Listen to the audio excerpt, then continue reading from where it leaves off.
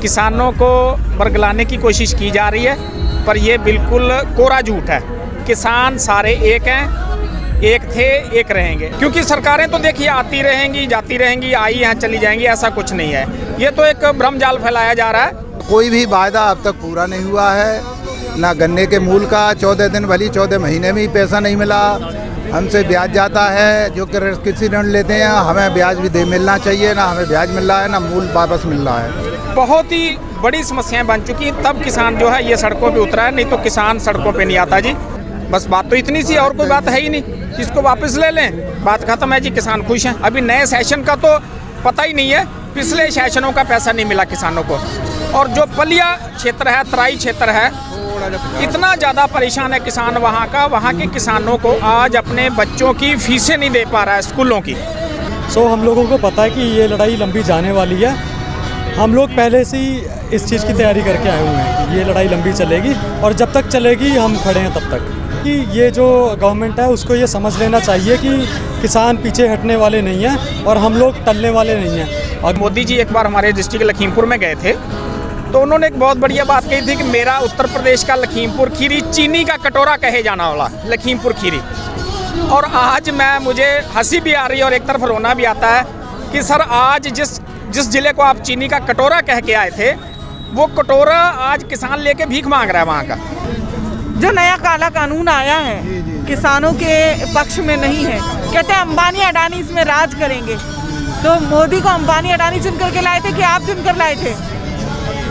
नहीं, ये सब जनता के चुने हुए हैं। वो तो उद्योगपतियों के पक्ष में रहते हैं क्योंकि उन्हें उनसे पैसा मिलता है। अपने भले के लिए वो उनका सहारा ले रहे हैं। किसान विरोधी ये कानून है, ये वापस होने चाहिए। और ये जब तक वापस नहीं होंगे तब तक ये हमारा आंदोलन जारी रहेगा, चाहे कितना भी समय हो जाए, कुछ भी हो जाए।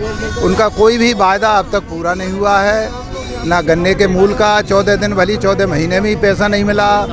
हमसे ब्याज जाता है, जो कृषि ऋण लेते हैं हमें ब्याज भी मिलना चाहिए, ना हमें ब्याज मिल रहा है ना मूल वापस मिल रहा है। हम अपने बच्चों की शिक्षा, दीक्षा में और बीमारी हारी और भी सब सारे खर्चे कैसे चलाएं, क्या करें। हर मामले में मोदी फेल हो रहे हैं और अब बिल्कुल झूठे वायदे किए हैं। इनका कोई भी वायदा साबित नहीं निकला।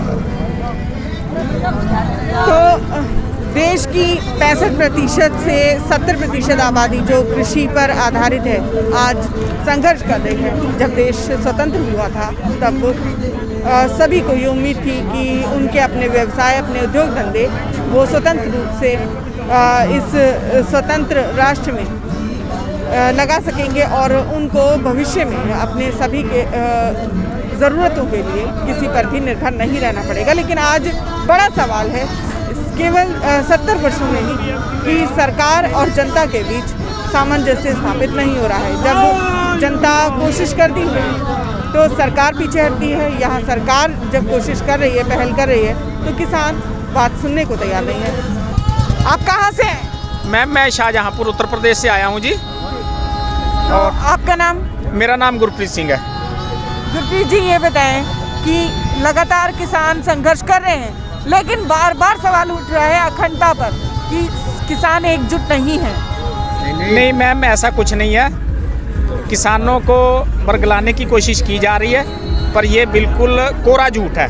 किसान सारे एक हैं, एक थे, एक रहेंगे। और बात जहाँ एकता की आती है, हमारा पूरा भारतवर्ष एक है। मैं यहाँ बात एक यही बोलना चाहूँगा कि बात किसानों की आप बात छोड़ो, हमारा पूरा भारत देश एक है। हिंदू, मुस्लिम, सिख, ईसाई आपस में सब भाई भाई। किसान की कोई जात नहीं होती, किसान सिर्फ किसान है। किसानों की आज जो समस्याएं हैं वो बहुत ही बड़ी समस्याएं बन चुकी हैं, तब किसान जो है ये सड़कों पे उतरा है, नहीं तो किसान सड़कों पे नहीं आता जी। किसान को कोई कुछ कह रहा है, कोई कुछ कह रहा है। इतनी बड़ी तादाद में कोई मूर्ख पागल 100, 200, 500 हो सकता है। अब हजारों की तादाद में सारे पागल थोड़ी जो सड़कों पे घूम रहे हैं। तो जिस तरह कृषि मंत्री, गृह मंत्री, रक्षा मंत्री सर्वदलीय बैठक कर रहे हैं, पीएम मोदी उसका नेतृत्व कर रहे हैं, लेकिन कोई भी नतीजा नहीं निकल के आ रहा है। क्या कहेंगे आप? मैं तो जी यही कहना चाहूँगा कि नतीजा निकलना चाहिए। और हमारे माननीय प्रधानमंत्री जी नरेंद्र मोदी जी को भी मैं स्पेशल विनती करूँगा और हमारे कृषि मंत्री जी नरेंद्र सिंह तोमर जी को भी मैं बार बार निवेदन करूंगा कि सर इसका हल निकालें जल्दी से जल्दी। कोई मुद्दा नहीं है, कोई इशू नहीं है, बस हम कह रहे हैं कि सर ये बिलों को वापस ले लो, बात ख़त्म। और कुछ इशू है ही नहीं। एक चीज़ मान लीजिए, कोई चीज़ है, आप मुझे दे रहे हो कि ये ले लो, मैं कह रहा हूँ नहीं सर मुझे नहीं लेनी, बस बात तो इतनी सी, और कोई बात है ही नहीं। इसको वापस ले लें, बात ख़त्म है जी, किसान खुश हैं। जिस तरह सरकार और किसान के बीच में गतिरोध बना हुआ है, उसका फायदा थर्ड फ्रंट को जा रहा है, क्या कहेंगे आप? नहीं मैम, कहीं ना कहीं जैसे मैं इस चीज़ को समझ रहा हूँ कि इसका फ़ायदा किसी व्यक्ति विशेष को या किसी अदर पार्टी को, हम कहें किसी को भी, क्योंकि सरकारें तो देखिए आती रहेंगी जाती रहेंगी, आई हैं चली जाएंगी, ऐसा कुछ नहीं है।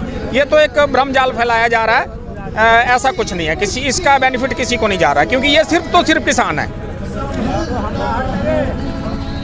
आपके इलाके में किस चीज़ की फसल होती है? मैम हमारे इलाके में जो है वो सारी फसलें होती हैं, धान, गन्ना, गेहूँ, जो ये मुख्य फसलें यही हैं। और यहाँ सबसे बड़ी बात एक मैं आपके टीवी चैनल के माध्यम से ये कहना चाहूँगा कि हमारे यहाँ 2017, 18, 19 से आज गन्ने की जो पेमेंट की बहुत बड़ी, जब मोदी जी एक बार हमारे डिस्ट्रिक्ट लखीमपुर में गए थे तो उन्होंने एक बहुत बढ़िया बात कही थी कि मेरा उत्तर प्रदेश का लखीमपुर खीरी चीनी का कटोरा कहे जाना वाला लखीमपुर खीरी।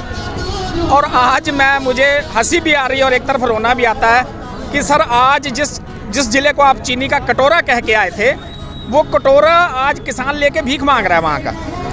बजाज हिंदुस्तान लिमिटेड की वहाँ 6-7 फैक्ट्रियाँ हैं लखीमपुर ज़िले के अंदर। पलिया चीनी मिल, खंबारखेड़ा चीनी मिल, गोला चीनी मिल और मकसूदापुर चीनी मिल, वो आज तक पिछले सालों का उनका 10 से 12 फरवरी तक का पेमेंट मिला है किसानों को, और उसके आगे का पेमेंट नहीं। और इधर कम से कम 2 से 1.5 से 2 महीने हो गए फैक्ट्री चलते हुए, अभी नए सेशन का तो पता ही नहीं है, पिछले सेशनों का पैसा नहीं मिला किसानों को। और जो पलिया क्षेत्र है, तराई क्षेत्र है, इतना ज़्यादा परेशान है किसान वहाँ का, वहाँ के किसानों को आज अपने बच्चों की फीसें नहीं दे पा रहा है स्कूलों की, अपनी दवा दारू पैसा इलाज के लिए किसान परे, क्योंकि वो गन्ना बाहुल्य क्षेत्र है, वहाँ जो 85% गन्ने की फसल होती है, ये त्रासदी है वहाँ की।